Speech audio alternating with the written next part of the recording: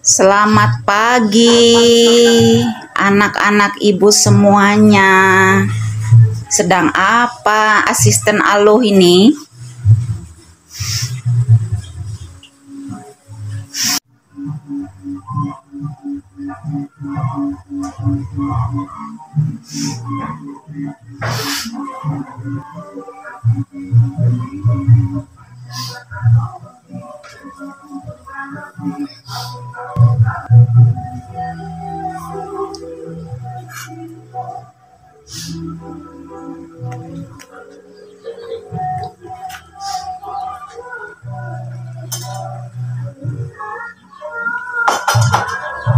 Jangan ketergantungan temannya terus. Bergerak sendiri, inisiatif sendiri, memikirkan untuk diri sendiri itu.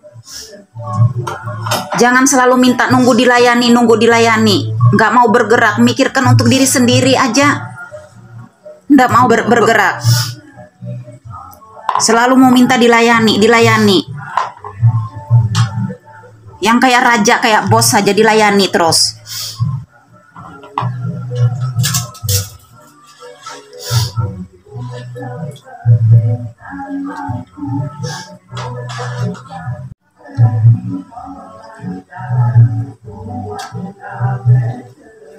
Harus selalu bergerak, inisiatif sendiri.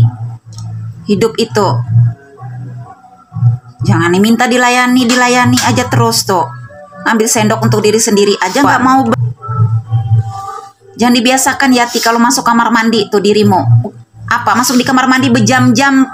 Kalau enggak dipanggil-panggil kayak gitu, enggak keluar-keluar dari kamar mandi. Kamar mandi itu bukan milik pribadimu. Banyak yang mau pakai kamar mandi. Kalau kamar mandi milik bersama, mandi itu dipakai. Yang lainnya mau cepat pakai masuk kamar mandi. Jadi kalau masuk kamar mandi itu jangan berlama-lama di dalam kamar mandi itu. Bolah apa? Bolah lawas dalam kamar mandi. Guring kah, tidur kah dalam kamar mandi itu berjam-jam begitu.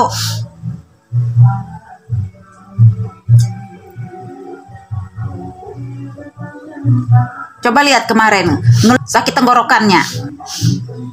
Terus apa ini sudah sembuh lah tenggorokanmu tuh. Kalau belum bisa doa untuk diri sendiri itu, kalau setiap kali sakit doa untuk diri sendiri aja belum bisa. Tiap kali sakit pasti laporan ibu, Bu aku sakit leher, Bu aku sakit kepala, Bu aku sakit perut. Kalau masih belum bisa doa sendiri untuk diri sendiri itu, apa-apa ketergantungan orang. Minta doakan, Bu doakan, Bu aku sakit ini dan itu. Makanya kalau dikasih tahu tuh harus dengar. Kalau doa untuk diri sendiri aja belum bisa, tindak.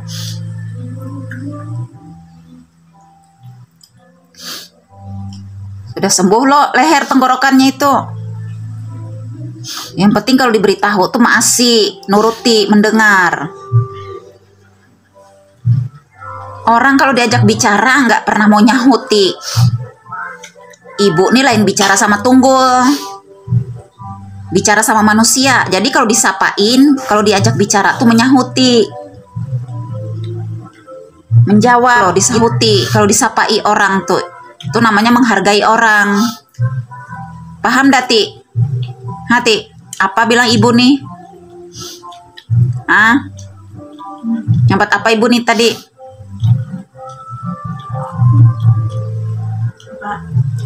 Selamat pagi. Nah, terus nyahutnya apa? Baik. Ya selamat pagi juga. Jangan 2-3 kali disapai, nggak ada heran-heran. Nggak ada menyahutinya. Ngerti lo apa maksud ibu nih? Pendek disahuti buai. Iya. Sahuti.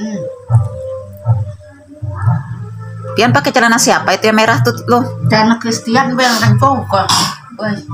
Celana Christian.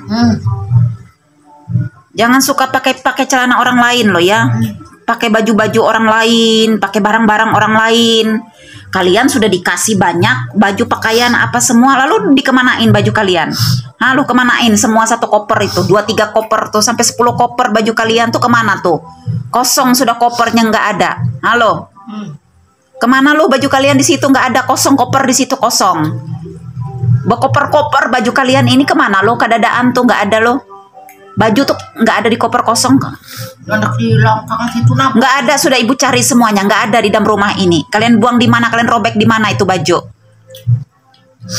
Kalau sudah dibuang begitu lalu pakai barang orang, pakai pakaian orang, ambil barang orang. Nggak boleh ya. Punya pribadi, punya sifat kelakuan yang buruk, yang nggak baik seperti itu tuh. Nggak boleh suka pakai barang-barang orang, baju-baju orang, ngambil-ngambil punya orang tuh. Kalau ngambil-ngambil apa tuh harus izin, harus pamit. Jangan sembarang ambil tanpa permisi, tanpa izin. Itu namanya mencuri, mencuntan. Tahu ndak? Ngambil-ngambil barang orang tanpa izin. Mau apa aja ngambil apa tuh harus permisi, harus izin. Jangan suka make-make punya orang itu. Mau jelek kah, mau nggak bagus kah? Kalau barang punya sendiri itu ya harus puas make barang sendiri. Harus berterima kasih, bersyukur make punya sendiri, hasil karya sendiri. Jangan suka ngerepotin orang. Berharap punya orang. Pakai punya orang. Mau jelek kah, mau nggak bagus kah? Kalau itu hasil karya sendiri, punya sendiri, baju sendiri, barang sendiri, ya harusnya puas pakai sendiri gitu. Jangan suka ngerepotin, ketergantungan. Pakai punya orang seperti itu tuh. Nggak boleh seperti itu sih lo. Ya. Sudah dikasih punya kalian, dibuang, dirobek. Lalu ngambil punya orang tanpa izin, tanpa permisi. Kelakuan, sifat, pola hidup, gaya hidup gitu nggak bagus, jangan dibiasakan. Ngerti? Di sini memperbaiki yang buruk, yang rusak hidup itu. Jangan kebiasaan make-make punya orang tanpa izin permisi. Ngerti ndak sis? Ngambil celana, baju, apa semua, tiba-tiba orang kehilangan. Harus dibiasakan itu, harus mensyukuri hasil jerih lelah, jerih payah diri sendiri itu. Tempat tinggal pun gitu. Seburuk-buruknya, sejelek-jeleknya, segubuk-gubuknya tempat tinggal ya, tapi kan itu hasil karya sendiri, punya sendiri. Ngerti kalian? Ketimbang numpang tempat orang, walaupun semewahnya apa, semegahnya apa, tempat tinggal orang. Kalau ibu nggak senang tinggal di tempat orang, mau sekayanya apa, mau tidur di tempat yang spring bed yang enak kah? Ibu nggak pernah tenang, nggak pernah merasa betah, bertahan lama-lama tinggal di tempat orang. Makanya ibu nih jarang mau suka bermalam di rumah orang, di tempat orang tuh. Nggak betah, mau pengen cepat-cepat pulang. Mau sesusah-susahnya hidup tuh lebih enak tinggal di tempat sendiri ketimbang tidur di rumah orang, nginap di rumah orang. Mau kayaknya orang gimana kah, mau makanannya enak kah, nggak pernah betah ibu itu. Makanya ibu sering disuruh kalau pelayanan itu nginap tuh kadang-kadang ya nggak betah lama-lama, mau cepet-cepet balik gitu. Rasanya itu serba salah, mau berdiri mau berduduk kalau di tempat orang tuh serba salah. Selalu berusaha itu menjaga, jangan sampai salah paham di dalam rumah orang itu.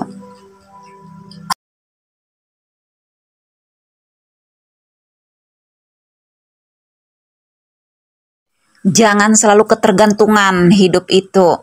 Harus mandiri. Jadi pemimpin untuk diri sendiri terlebih dahulu. Barulah jadi pemimpin untuk orang lain. Jadi pemimpin terlebih dahulu untuk diri sendiri. Barulah kita bisa menjadi pemimpin untuk orang lain. Jadilah berkat untuk diri sendiri. Setelah itu barulah kita menjadi berkat untuk orang lain. Jadi hidup kita itu jangan justru menjadi beban bagi orang lain, merepotkan orang lain. Harusnya hidup kita itu menjadi berkat untuk diri kita sendiri, sehingga kita bisa menjadi berkat untuk orang lain. Kalau hubungan kita sudah beres, hubungan kita sudah pulih, hubungan kita sudah baik dengan Tuhan, Tuhan itu pasti mempercayakan kita menjadi berkat untuk diri sendiri. Sehingga kita juga dipercayakan Tuhan untuk menjadi berkat bagi banyak orang. Kalau hidup kita aja, kita kadang sumpek, stres, pusing, gundah gulana, bingung, memikirkan untuk diri sendiri aja kita bingung, apalagi memikirkan kepentingan banyak orang. Itu artinya masih banyak hal di dalam hidup kita itu, di dalam hati kita itu, kedalaman hati kita itu yang masih perlu dibereskan di hadapan Tuhan itu.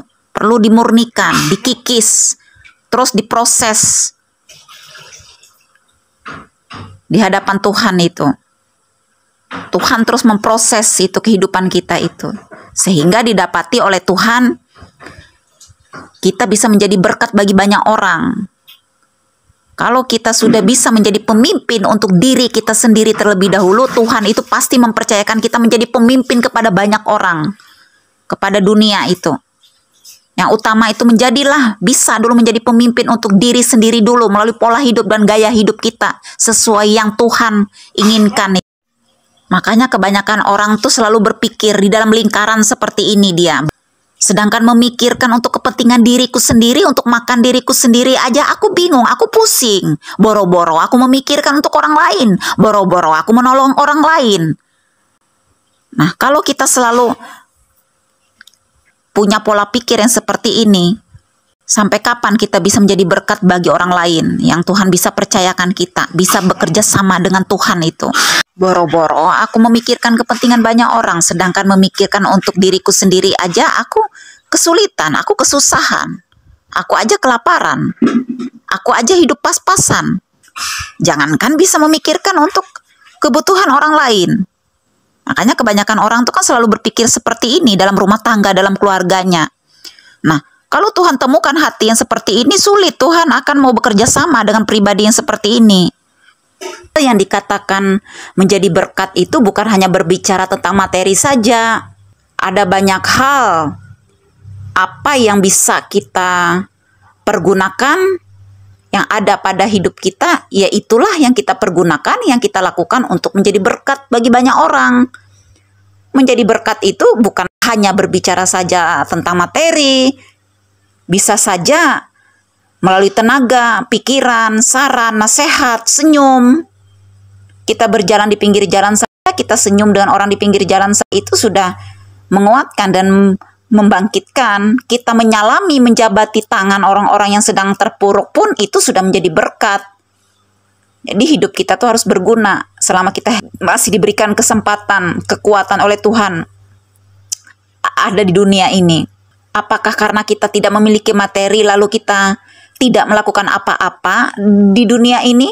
Karena menurut pemikiran kita yang dikatakan memberi atau menjadi berkat atau melayani itu hanya melalui materi saja.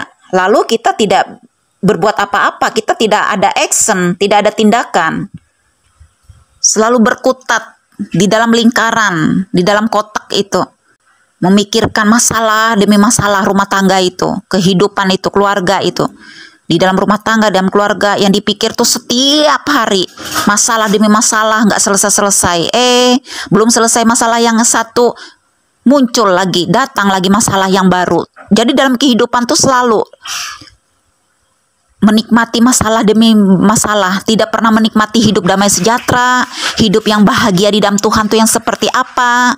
Nanti dapat duit, tiba-tiba habis duitnya, tiba-tiba nggak tahu kemana habisnya, bolong terus duit itu. Dapat duit besok lagi, bolong, habis lagi duit itu.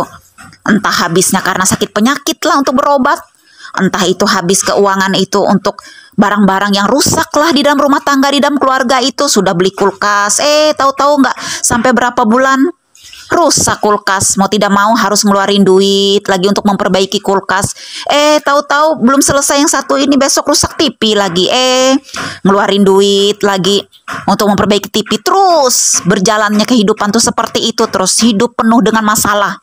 Nggak berhenti-berhenti, masalah terus, tidak berakhir-akhirnya. Masalah demi masalah terus, dapat duit habis, nggak tahu hasilnya kemana. Sudah barusan beli HP, tiba-tiba nggak lama rusak HP, mau tidak mau pergi ke konter lagi memperbaiki HP.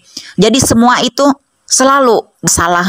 Beli barang tidak pernah awet, sakit penyakit lah, barang serba rusak lah, motor serba rusak lah, HP serba rusak lah, semua serba rusak. Kenapa di dalam keluarga dan rumah tangga selalu diperhadapkan dengan kehidupan yang model seperti itu? Itu karena di dalam rumah tangga itu ada yang salah di hadapan Tuhan itu. Hubungan dengan Tuhan itu ada yang salah. Makanya di dalam rumah tangga dan keluarga tuh selalu diperhadapkan dengan berbagai macam kendala, rusak demi rusak lah, sakit demi penyakit lah, macam-macam. Akhirnya nggak bisa nabung, uang tersimpan di ATM juga tidak pernah bertahan, habis terus. Diambil untuk ini, keperluan ini dan itulah serba rusak, yang seharusnya tidak perlu mengeluarkan uang mungkin untuk memperbaiki HP atau memperbaiki motor. Seharusnya keuangan yang tersimpan itu bisa digunakan untuk kepentingan keperluan yang lain. Nggak bisa bertahan, bolong terus, bocor terus. Kalau kita hidup benar di hadapan Tuhan itu semua dalam pemeliharaan Tuhan, walaupun ada kerikil-kerikil yang harus kita lewati, ada masalah. Tapi semua itu kita harus mengerti, kita harus peka. Ini sumbernya dari mana, datangnya dari mana, sebabnya karena apa. Sehingga terjadi di dalam rumah tangga, dalam kehidupan keluarga yang seperti ini nih. Harusnya kita memahami, mengerti hal-hal seperti ini. Harusnya kita memiliki ketajaman roh itu.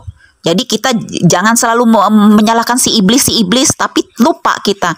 Kalau sumbernya itu disebab dari dalam diri kita sendiri, sehingga hidup kita diperalat, dimanfaatin oleh si iblis, oleh si roh jahat melalui hidup kita untuk ngerepotin orang, untuk menjadi beban dalam hidup orang, untuk membawa roh adu domba, untuk membawa roh pemecah belah, untuk membawa keributan, untuk membawa perdebatan. Pribadi kita itu, kehadiran hidup kita itu dipakailah roh jahat, dipakai oleh setan iblis itu melalui pribadi kita untuk membuat kekacauan, untuk membuat keributan, untuk membuat orang lain emosi, untuk membuat orang lain tidak damai sejahtera. Jadi jangan menjadi pribadi yang seperti itu. Melalui kehadiran kita tuh tidak pernah membawa sukacita, tidak pernah membawa damai sejahtera, selalu bikin masalah, selalu bikin onar melalui hidup kita itu. Dimanapun kita berada selalu bikin keributan, hadir di sana bikin keributan, bikin olah, bikin masalah, bikin emosi orang, bikin kehilangan damai sejahtera orang.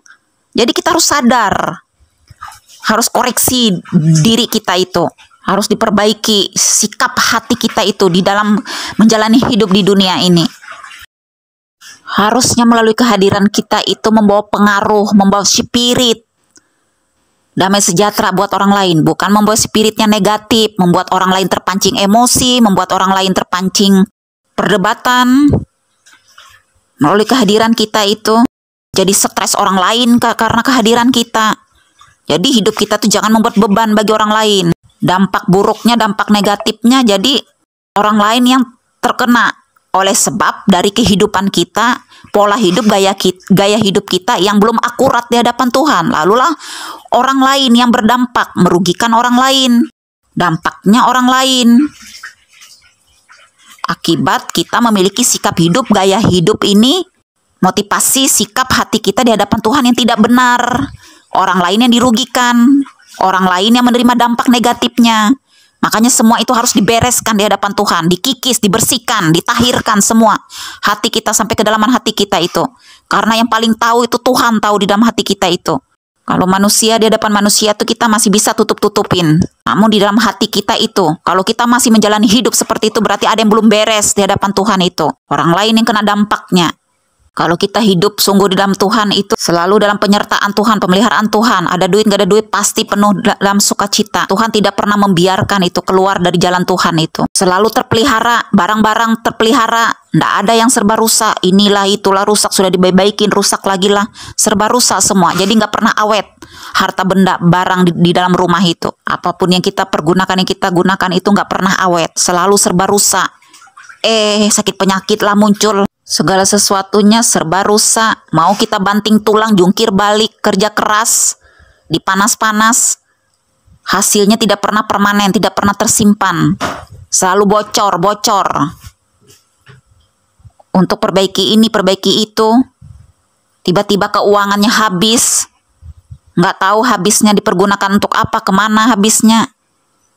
Nggak pernah keuangan kita tuh bertahan. Walaupun kita tuh banting tulang, kerja keringat, dipanas-panas, kerja.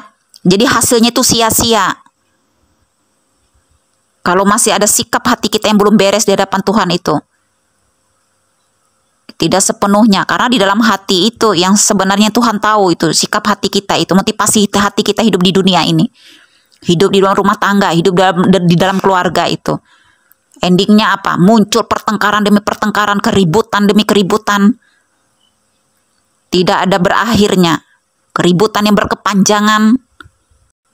Makanya harus di dalam satu keluarga, dalam satu rumah tangga tuh semua tuh harus bertobat. Semua harus akurat hidup itu di hadapan Tuhan. Kalau masih ada salah satunya, yang satu punya kerinduan yang besar di dalam Tuhan, tapi yang satunya masih dablek, masih bebal, masih menggunakan cara-cara dunia, masih memiliki pola hidup, gaya hidup dunia.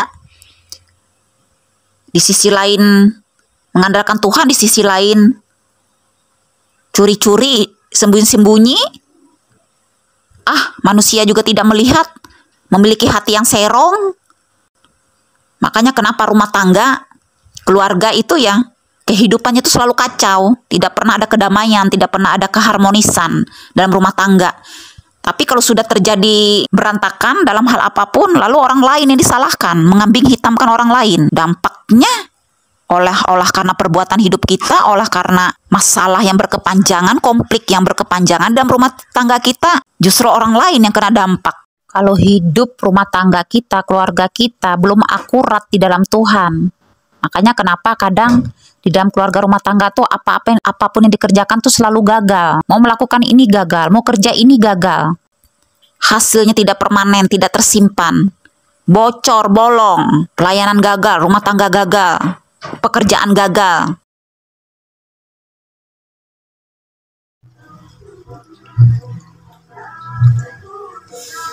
Pian tuh sudah sering ibu dengar, rancak ibu dengar Pian kalau makan berbunyi kucap-kucap gitu, kenapa hati nang bunyi yang seperti itu makan tuh kucap bunyi seperti itu tuh.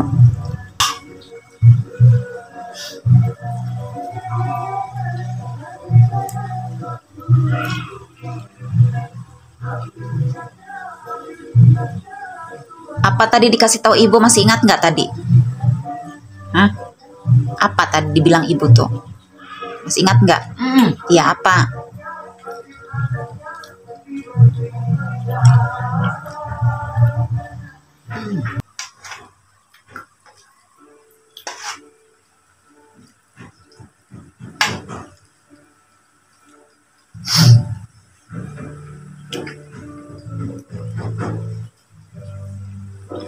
Sini yang ibu itihi, tuh yang ibu perhatikan, yang mana yang rajin, inisiatif sendiri itu, ibu bisa mikirkan kalian tuh untuk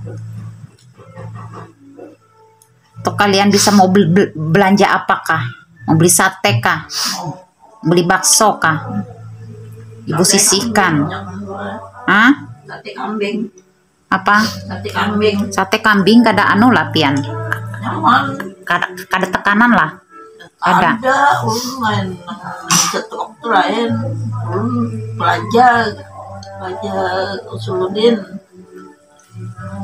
baik makan daging itu semua, daging sapi, daging ayam, tapi dimasak apa buat terus kemudian tuh makan apa macam-macam tuh ada apa udah beli ada makan telur kah jarang. Ada makan itu zaman bahagia, nenek melarang makan ya. Di sini ada dilarang makan apa aja.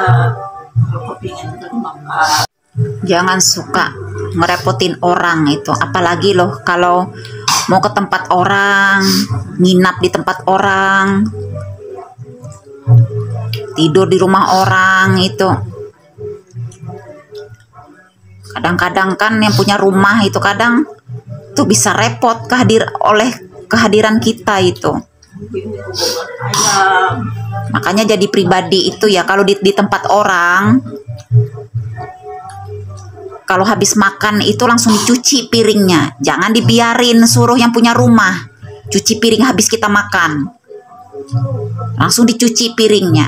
Ngambil apa, barang-barang apa itu, sendok, gelas, piring, kalau di rumah orang itu harus dikembalikan ke tempat asalnya. Jangan sembarangan naruh. Kelihatan jadi habit, kebiasaan, pola hidup, gaya hidup setiap hari itu di dalam keluarga, dalam rumah tangga itu. Kalau sudah keluar ke tempat orang, tidur, nginap di rumah orang tuh kelihatan sifat, karakter, tuh kelakuan itu. Yang nggak bagus, sembarangan, semberawut, sembrono. Ngerti nggak sis Alo? Ngambil barang apa dikembalikan ke tempat asalnya. Jadi kebiasaan kalau sudah di rumah orang, di tempat orang tuh juga begitu gaya hidupnya. Tuh loh sis. Segala mandi juga kalau di tempat orang itu, ingat pakai air orang, pakai sabun, Pepsodent orang. Jangan kalau ngelihatin seolah-olah rumah orang berada, kamar mandi orang penuh sabun, sampo, Pepsodent, lalu ngambilnya semau-maunya sambil dibuang-buang jatuh-jatuh ke lantai. Nggak boleh punya sikap begitu itu. Makanya dibilang lakukan segala sesuatu seperti untuk Tuhan walaupun manusia tidak melihat. Ya itulah seperti itu, dari hal yang kecil sederhana begitu, nggak ada orang lihat ketika kita masuk kamar mandinya orang. Pakai air orang, jangan bur-bur kayak mandi di sungai. Ngabiskan air orang bebak-bak. Paham nggak kalian? Yang dibilang itu setiap hari diperbaharui pola hidup, gaya hidup itu. Mau banyak duit kah, nggak ada duit kah, harus memiliki gaya hidup yang seperti itu. Cara menggunakan fasilitas tuh punya kita kah, punya orang kah. Kalau kita bekerja di perusahaan, kita bekerja di tempat orang, gunakanlah fasilitas itu seperti punya kita sendiri. Kita mencintainya, fasilitas yang kita gunakan. Kalau kita nggak bisa menjaga sembarangan begitu itu, Tuhan tuh paling tahu kedalaman hati kita itu, ketulusan kita, motivasi kita itu. Ketika kita bekerja di tempat orang, dengar baik-baik ini. Bukan karena semata-mata aku supaya mendapat upah, supaya aku mendapat gaji, mendapat duit.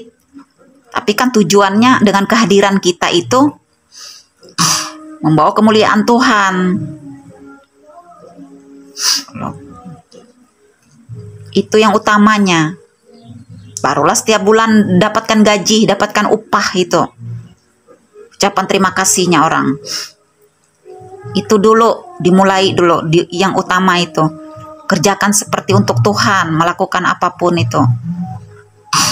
Jangan kita mau melakukan segala sesuatu, supaya aku digaji ini. Kalau aku nggak digaji, kalau aku nggak dibayar, aku nggak mau. Yang utama itu segala sesuatunya melakukan lahir dari hati, kesungguhan dari dalam hati itu, yang tanpa orang tuh tahu. Motivasi hati kita setiap melakukan pekerjaan itu. Kalau hati kita sudah benar seperti itu, motivasi kita di hadapan Tuhan, semua yang kita kerjakan hanya untuk menyenangkan Tuhan, nggak mungkinlah Tuhan tuh diam, tidur, tutup mata. Dia nggak kasih upah untuk kita. Namanya kita hidup nih kan butuh hidup, butuh biaya hidup. Pastilah Tuhan mencukupkan, memelihara. Tuhan pikirkan juga itu. Tuh nggak mungkin Tuhan biarkan. Ya, kunci utamanya itu selalu melekat, terpaut dengan Tuhan. Nggak bisa kita yang utama mengandalkan manusia, utama andalkan Tuhan. Maka semua Tuhan tambah-tambahkan. Carilah dulu kerajaannya, maka semua pasti Tuhan tambah-tambahkan. Maksudnya utamakan Tuhan lebih dulu, andalkan Tuhan lebih dulu, cari Tuhan lebih dulu, maka semuanya itu bonus, semuanya Tuhan tambah-tambahkan. Apa yang menjadi kebutuhan hidup kita, namanya kita hidup di dunia, ya pastilah butuh biaya hidup, butuh makan, hidup di dunia ini. Semua orang ya butuh duit, semua orang butuh makan, butuh biaya hidup. Tapi kan bukan itu yang selalu di dalam pikiran kita, yang utama yang kita pikirkan. Siang malam kita memikirkan duit, kita pikirkan di otak kita itu. Yang utama itu ya Kerjakan dulu seperti untuk Tuhan segala sesuatunya, dalam bergerak, bertindak, keluar dari rumah, melangkah dari pintu itu. Selalu punya maksud dan tujuan setiap kali melangkah dari pintu rumah itu. Itu loh, waktu itu sangat berharga. Jadi setiap langkah kegerakan melangkah dari pintu rumah itu, semua yang dikerjakan hanya untuk menyenangkan Tuhan. Itu aja yang utama, itu maksud tujuan tuh dalam hidup itu. Maka yang semuanya itu ya itu kan bonusnya. Kita ini kan Tuhan percayakan sebagai pengelolanya, yang pemilik kan Tuhan. Bagaimana kita mengelola sebaik-baik mungkin yang sudah Tuhan percayakan. Tuhan itu tidak pernah akan mengangkat, mempromosikan, mempercayakan setiap pribadi itu kalau tidak didapati di dalam hatinya yang tulus itu tadi. Makanya kalau sudah Tuhan bentuk, sudah diproses oleh Tuhan, sudah bisa melewati itu, maka Tuhan percayakan. Setelah dia sudah diproses oleh Tuhan, dia setia melakukan hal yang terkecil itu, maka Tuhan percayakan hal-hal yang lebih daripada itu. Sama juga itu kalau lagi di rumah orang, tidur di rumah orang tuh, tempat tidur kita tuh harus dibersihkan, dirapiin. Jangan kita tinggal bangun, dibiarkan begitu saja, lalu tuan rumah yang punya rumah yang merapiin, membersihkan tempat tidur kita. Nggak boleh jadi pribadi yang suka repot-repotin orang tuh. Kalau sudah menjadi habit, menjadi kebiasaan, gaya hidup, pola hidup setiap hari dalam rumah tangga, di dalam rumah itu. Ketika keluar dari dalam rumah tangga itu bergaul di luar sana. Di rumah orang pun, di tempat pekerjaan di luar sana, di perusahaan, di kantor, dimanapun, itu akan menjadi gaya hidup. Segala sesuatunya yang kita kerjakan, kita lakukan, kita mencintai pekerjaan itu, ya seperti untuk Tuhan semuanya. Ibu itu pernah Sis Alo membersihin ruangan besar kayak gedung gitu. Karena ruangan gedung itu dipakai untuk tempat ibadah. Di dalam ruangan itu tuh banyak rongsokan besi-besi itu yang harus dibersihkan, dirapikan, dilepasin semua. Besi-besi yang ada bautnya itu dilepasi oleh ibu itu. Sehingga mengosongkan ruangan itu supaya ruangan itu bisa digunakan tempat ibadah. Ada ndak ibu digaji, diupah? Nggak ada ibu tuh. Berminggu-minggu itu ibu ngerjain, membersihkan ruangan gudang itu. Nggak ada ibu dibayar orang itu. Malah justru ibu keluarkan duit dari kantong ibu sendiri. Karena ibu waktu itu masih bekerja di properti itu. Masih banyak duit ibu waktu itu. Berkabat-kabat duit ibu. Nggak pernah kosong di dalam dompet itu. Dalam situasi begitu kalau orang banyak duit itu mana mau dia. Yang kayak pemulung begitu membersihkan ruangan gedung begitu kotornya. Capek-capek begitu. Dibayar enggak. Digaji. Diupahin enggak. Malah justru ibu yang mengeluarkan duit ibu sendiri. Untuk makan minum orang-orang yang ikut bekerja waktu itu. Sama-sama dengan ibu di dalam gedung membersihkan rongsokan itu. Bawa-bawa tas-tas orang kadang. Kayak pembantu ibu ini. Dibikin kayak jadi pembantu. Jadi seolah-olah kasih itu juga dimanfaatin oleh orang lain. Mentang-mentang punya kasih. Karena seolah-olah kasih itu jadi selalu dimanfaatin orang. Tapi orang tidak pernah berpikir kita juga wajib dan berhak untuk mendapatkan upah itu juga. Bu ada pantas buting ini nabak, pantang ini nabak. Karena kita juga butuh namanya untuk biaya hidup, makan, minum. Mana orang mikirkan juga dari sisi yang seperti itu. Yang orang pikir mentang-mentang kasih itu lalu dimanfaatin, diperintah-perintah dengan jari telunjuk. Mentang-mentang misal banyak duit, semau-mau, sesuka-suka hati, perintah-perintah pakai jari telunjuk.